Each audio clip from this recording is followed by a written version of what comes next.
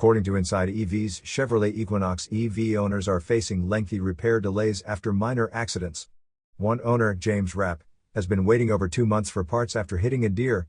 His car has been stuck at a Maryland dealership, needing 26 parts, including headlamps and the front camera. Rapp had only driven the car for 3 weeks before the accident. Another owner, Christopher Bernier from Florida, reported a faulty tail light that led to water damage. He's been told the replacement part won't arrive until December. He's frustrated, as the car only had 100 miles on it. These delays are part of a broader issue with parts availability for the new Equinox EV. Despite General Motors stating there's no widespread parts shortage, many owners remain in limbo. Some have even reported software issues with driver assistance features, adding to the frustration. The Equinox EV is priced between $30,000 and $40,000 after federal tax credits and offers over 300 miles of range. Owners love the car when it works, but the repair delays are leaving many questioning the service experience. You are listening to UON News.